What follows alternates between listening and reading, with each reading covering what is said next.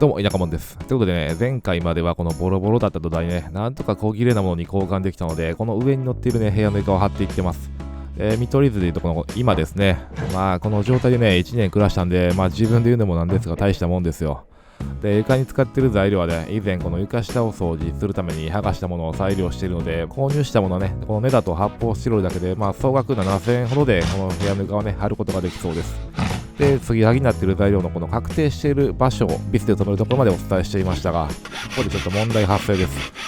材料の効きがね、ちょっと薄いんで、場所によってはね、これ速攻割れそうなんですよね。なので、こう歩いてみて気になる箇所には支えを足してきました。まあ、こういうところはね、マジで効率悪いところなんですけどね。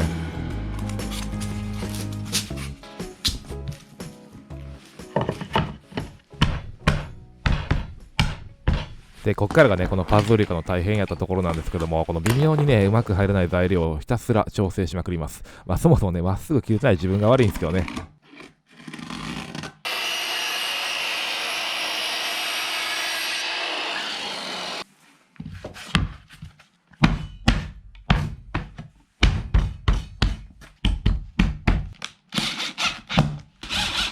こんな感じで1箇所をはめたらまた次を測って切って入れてと、この作業をね、ひたすら繰り返していきました。ここみたいに根台をまたいでる箇所は割としっかりしていて割れにくそうなんですけども、ここね、細かいのを連続して上に貼るんで、またサポートのキーを足してあげてね、そしてこの確認はね、自分の足の感覚で判断していきます。で、割れてるものにがね、こうボンドをつけて、はめて、また足で確認してと。で、この動画を見てね、自分も初めて分かったんですけど、ここ踏んだ時にね、全体がちょっと沈んでるんですよね。で、おそらくこのフッスマンのね、このレールの下にステーターはめ込んであるんですけど、この入れ方がね、多分甘かったんだろうなと思うんですよね。またね、そのうちで補強していこうと思います。そして、ここからですね、さらに細かい隙間の調整ですね。同様にね、印をつけてカットをして、場合によっては削ってね、一箇所ずつはめ込んでいきます。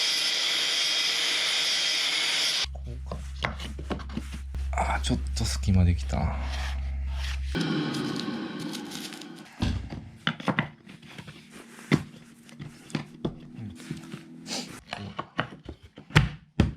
気持ちいいな。めっちゃいいな。で、ここはですね、この床のチャームポイントとして、この変な形のね、切れ端を入れてあるんですよね。ちょっと難しそうなんですけど、1個チャレンジということでね、この残りのピースを作っていきます。で、ピースの色はね、やっぱりこの黒い色にしようと思って、在庫の少なくなった古い板を引っ張り出してます。床のない暮らしのね、ワンシーンってこんな感じなんですよね。で、これね、加工していきます。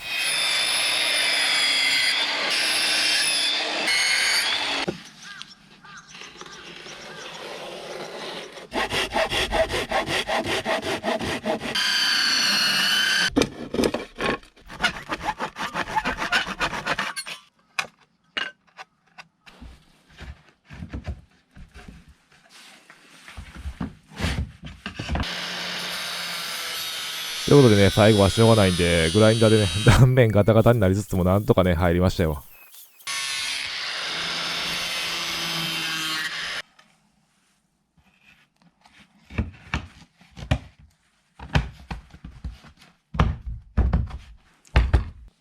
ということでね、こういうところビシッとできるとかっこいいですけどね。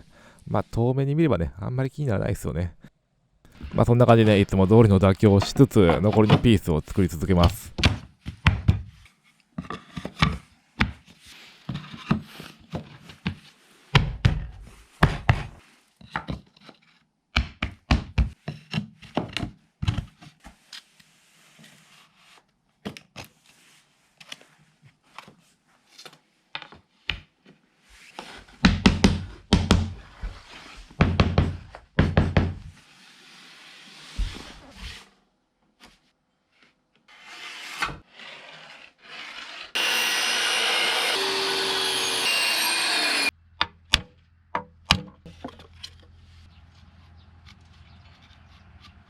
ちょっとこれ間違えたな。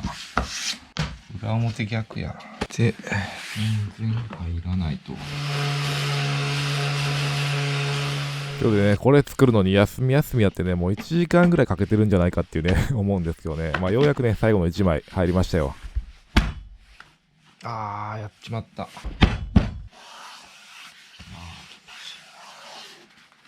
全体的にね、大きな隙間を塞いでこんな感じになりました。で、なったらいつものこの床拭きですね。なぜかね、お寺で床拭きしてる気分になれるんですよね。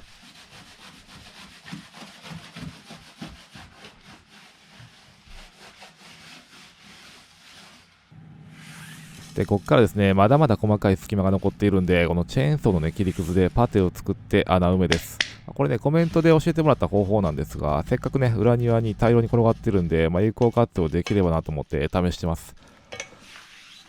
で、こうしたね、大きめな穴にはいい感じになって、結構使いやすいですね。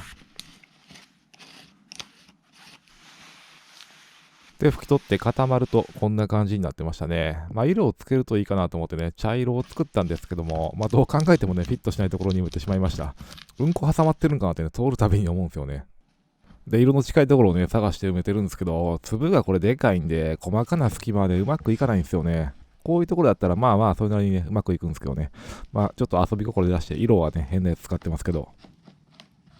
で、マスキング剥がすとこんな感じでね、なってますね。で、ふと思いついてね、使いどころはね、こういうとこじゃないかなとね、以前張り替えた壁のところをやってきました。こう貼った当初もね、この隙間はまた何か方法を思いつくと思うから、このままにしますって言ってましたが、うまく繋がるもんですね。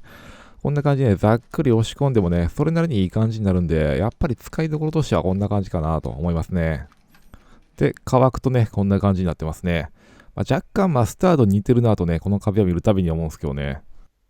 で、話は床に戻って、こういった小さな隙間はね、ボンド単体で埋めて、ごまかしておきました。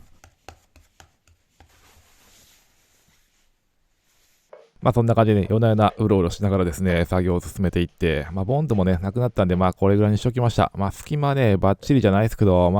数年したらね、ホコリが埋まって、それなりに馴染んでくるかなと、そんな風に思ってますね。そして最後の仕上げは、いつもの蜜蝋ですね。で、ここはひたすらね、素手で塗りまくっていきます。この感触がね、マジで気持ちいいですからね。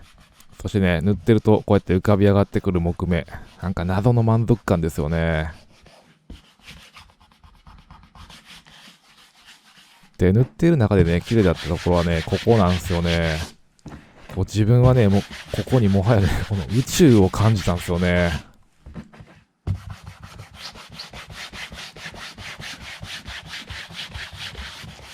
そしてね、ここが一番綺麗だったんですよね。ある意味ね、飲み込まれましたよ、この世界に。奥行きがやばくないっすかね。これ見てるとね、なんか砂漠の丘が永遠と続く景色に見えてね、ずっと見てられるんですよね。今からそんなこと考えるのもおかしな話なんですけど、なんか辛いことあったらね、ここで寝っ転がって眺めてたらなんか忘れられそうやなとね、そんなことを思いながらね、塗りたくってますよ。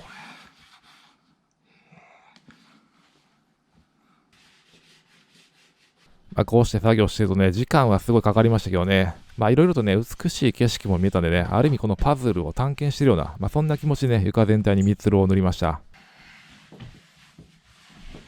で、塗り始めた時はこんな雰囲気だったんですけども、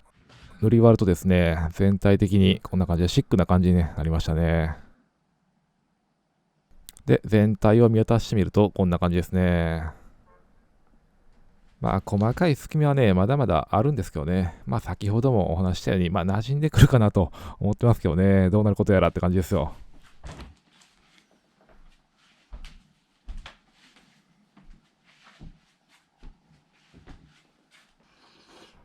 とはいえね、こんな感じで落ち着いて食事も取れるので、よしとしようかなと思います。で、天井をね、抜こうかなと思ったんですけど、これから暑くなってくるしね、実はですね、この部屋エアコンついてるんで、ふすま閉めたら、ここでね、この夏かなり快適に過ごせそうなんで、一旦ここにね、居住スペース移そうかなと思っています。で、現在はこの物置で生活してるんで、ここにあるものがですね、今回作業したこの今に移れば、物置としてね、ちゃんと機能するんで、ここにザーッと置かれてるものたち、ちょっとは片付いて今後の作業がね、しやすくなるかなと思います。ということで、今回も最後までありがとうございました。これからの時期はね、草と戦うことになるんで、こんな感じでね、草刈り機の手入れをしたりですね、転がっている石をまとめてね、作業をしやすいように、ちょっとコツコツやってますよ。この辺もちょっとね、編集してみて、コンテンツにできそうならこちらにアップしますし、あるいはね、サブチャンネルの方に日常のまとめ的な感じで使うか考えているので、またサブの方もね、よかったらチェックしてみてください。説明欄にね、リンクを貼ってありますので、よろしくお願いします。それではまた。